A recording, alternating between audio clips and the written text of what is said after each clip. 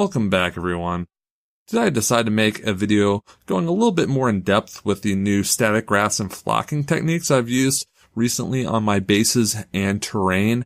I'm not going to call this a tutorial since I don't think I'm a master at this. I'm still learning, but I just wanted to go over a few techniques that I've picked up that I think help give a more realistic look to your grafts on your wargaming terrain. So just like painting, I've started using 3 different shades of grass whenever I do a piece of terrain. I use a shadow layer, a mid-tone layer, and a highlight layer, just as if you were painting your figures. I used to only use 1, maybe 2 tones of grass in my terrain, and I don't think it looked very realistic at all. So I'm going to be also using a variety of lengths too. And I recently, if you watched my last video, I picked this up from Towan using 4mm grass in conjunction with your static grass tufts, which are usually 6mm. So if you combine the 2mm normal length of grass with the 4 and the 6, you get a really subtle differentiation in length of your grass, which can get a really nice look, especially if you're doing meadows and things like that. So here are all the different static grasses I'm going to use in this tutorial.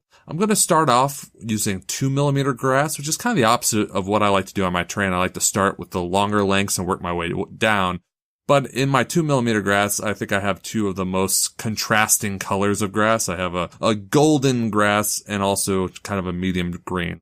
And so now I'm going to go through and show the 2 different techniques I use when blending grass and kind of talk about the strengths and weaknesses of each.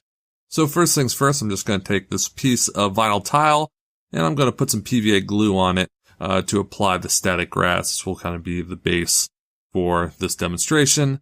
So I'm going to start off and I'm going to take my medium green color and I put down a swath of PVA glue. And at one end, I'm just going to really make a nice thick, dark green over here using a static grass applicator, which is something I really recommend getting if you're doing a lot of terrain. I'll link down below. Towan has a nice tutorial on how to make your own for very cheap. You can also use these little puff bottles, but they don't work nearly as well and they take forever.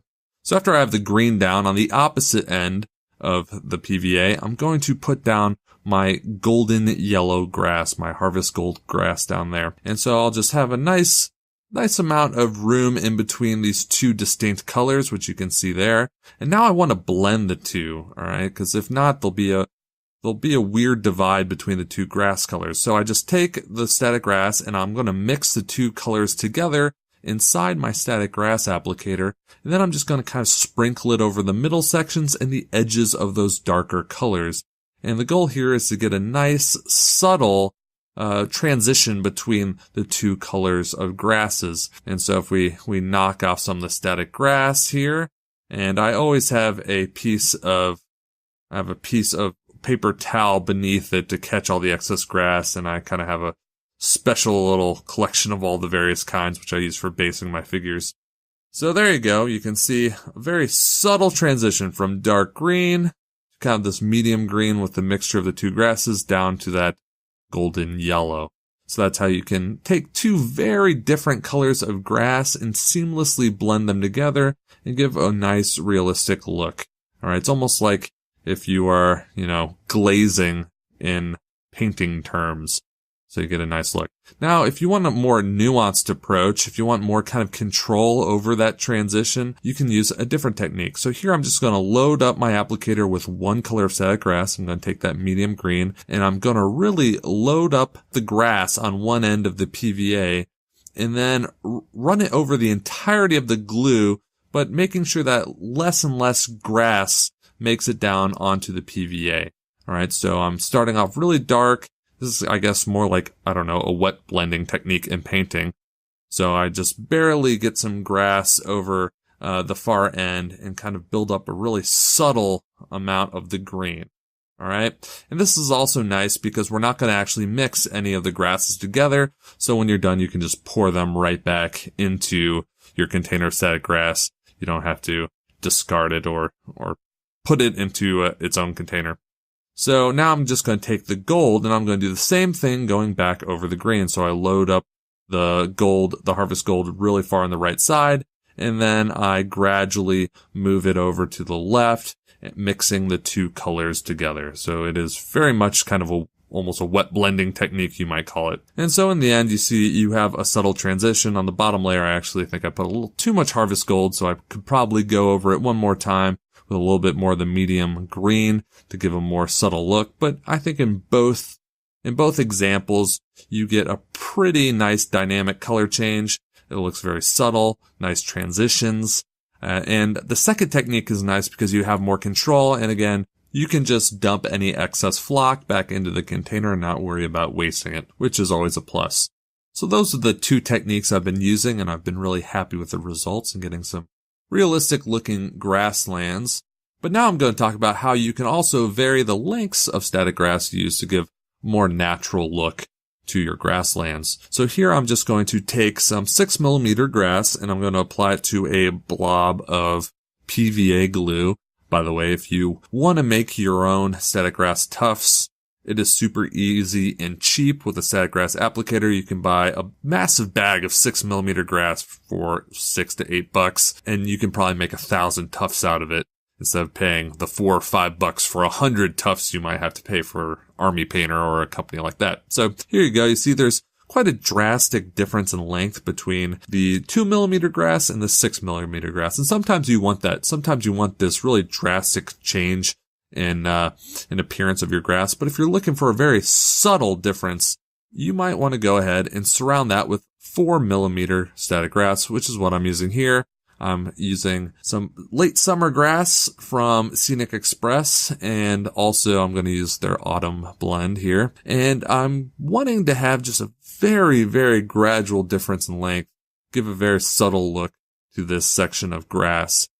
So I'm just going over it, making sure I get nice coverage with my static grass. I'm also making sure that I cover some of the 2mm grass to blend the two lengths together. So I put down some scenic glue on the 2mm grass that I already laid down, so that will also help give it a realistic look. So if you look at that 6mm clump now, it's not sticking out so noticeably. It's more subtly blended into the grassland. And obviously, when I do this, you don't want to make two parallel strips of 2mm static grass and fill in the middle. That's not going to give you the best look.